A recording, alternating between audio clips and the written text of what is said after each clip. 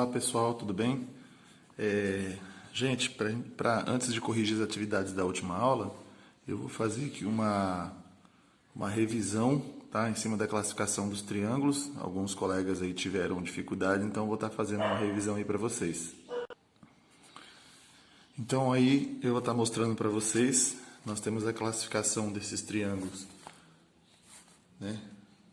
Quanto aos lados e também ângulos internos, certo? Bom, quanto aos lados, nós temos os três tipos que eu mostrei para vocês, que é o equilátero, o isósceles e o escaleno. Em relação aos ângulos internos, o equilátero ele tem três ângulos iguais. O isósceles, dois ângulos iguais, certo? E o escaleno, os três ângulos internos diferentes, tá? Então isso foi o que eu mostrei para vocês aí na última aula. Mostrei até alguns desenhos, né? Agora, em relação ao que a gente diz ao tipo de ângulo, quando eles são agudos, né? São os ângulos fechados, obtuso, que é o ângulo aberto, e o ângulo reto, que é o de 90 graus. Quando a gente diz o seguinte: triângulo acutângulo. Esse triângulo acutângulo, ele tem uma propriedade que vai classificar ele como. Então, vai ser assim. Ele tem os três ângulos internos agudos. Por isso que ele é chamado de acutângulo.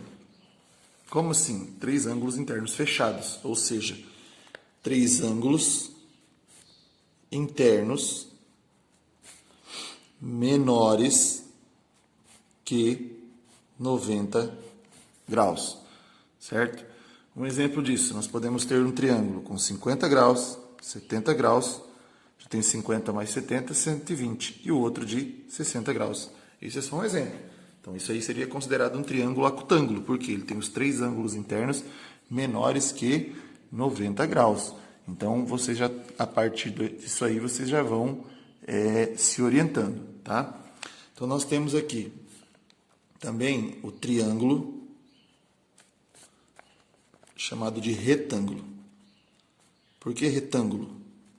Porque ele possui um ângulo reto. O que significa que é um ângulo reto?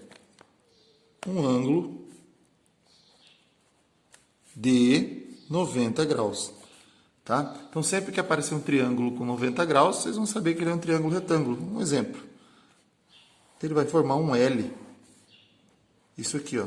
Então, isso aqui, nós temos um total de 90 graus.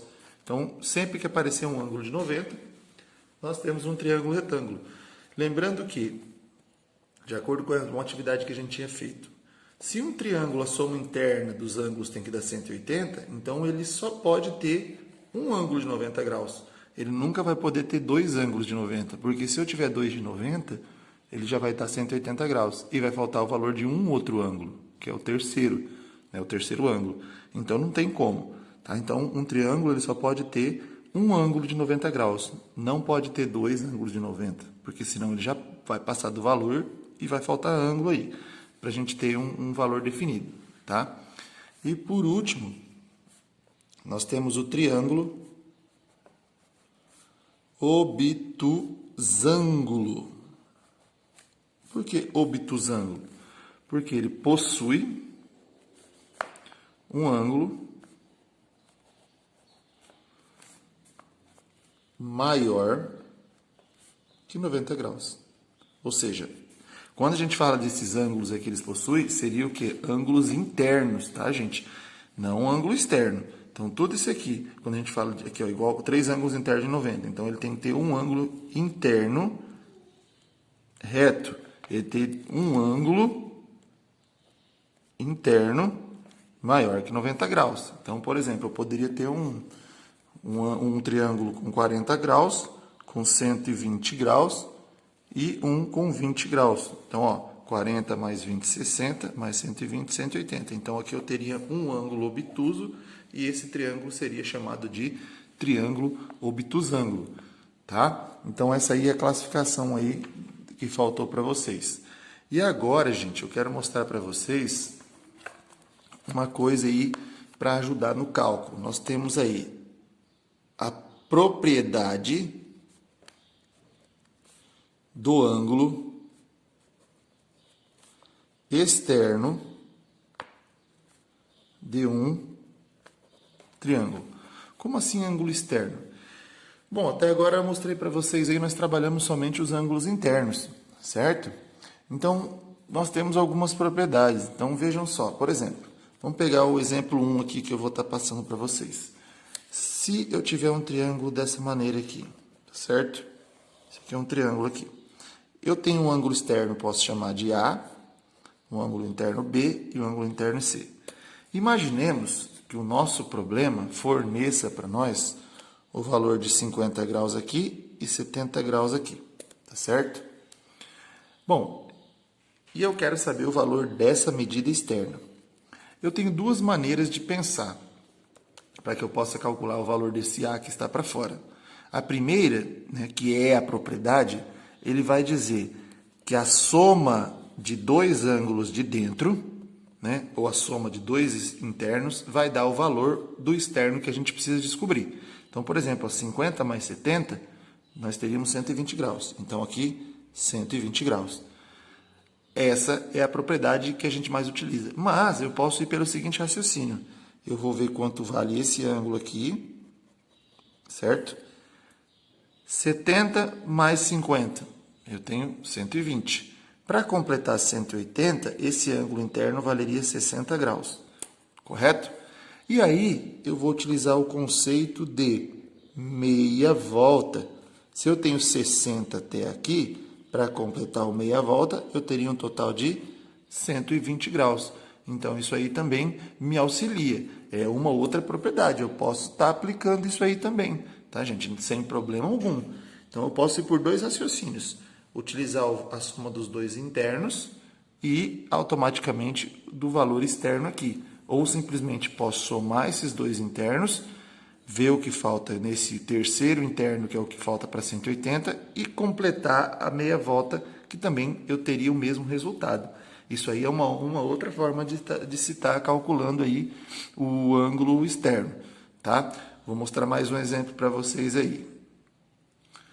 Bom, gente, nesse exemplo 2, eu tenho aqui um valor de y, um valor de x, tenho um ângulo já representado por 60 graus, certo? Então, 60 graus. E tem um ângulo que ainda ele é desconhecido, aparentemente. O que eu disse para vocês quando acontece disso aqui, ó? Ele forma um total de 90 graus. Então, automaticamente, eu vou raciocinar que aqui é um ângulo reto. Então, ele é um triângulo retângulo, né? Porque ele tem 90 graus aqui. E o que eu faço? 90 mais 60, 150 graus. Aplicando aquela propriedade que eu falei para vocês anteriormente, a soma desses dois internos vai ser o que está aqui para fora. Então, aqui vai ser 150 graus. Tá, mas e o valor de y? Como é que eu vou calcular? Eu posso também fazer isso aqui, ó. Meia volta. Se eu tenho 150 para 180 de meia volta, falta 30 graus. Tá? Posso fazer isso? Posso. Também, gente, eu posso ir por outro raciocínio. Pegar o mesmo triângulo, certo? Os mesmos valores e começar por um raciocínio diferente. Se eu tenho 60 e eu tenho 90, eu já tenho 150 graus. Para completar o meu 180, aqui me falta 30. E aí eu faço o processo inverso. Falta 150 graus. Então, de qualquer maneira que eu utilizar esses conceitos aí da soma dos ângulos externos de um triângulo, eu vou chegar no valor que eu preciso saber, que é o valor aí de 180 graus, a soma dos três ângulos internos, e a soma de um interno com um externo sempre vai formar 180 graus. Certo, pessoal? Espero que vocês tenham compreendido bem aí. Tá? Isso aqui é bem simples, é bem tranquilo, é uma coisa que a gente já viu ano passado, estou só fazendo uma revisão com vocês. É lógico que teremos problemas mais elaborados aí para frente, tá, gente? Então, fica aí essas pequenas dicas aí para as próximas questões. Beleza, pessoal? Um abração e até a próxima.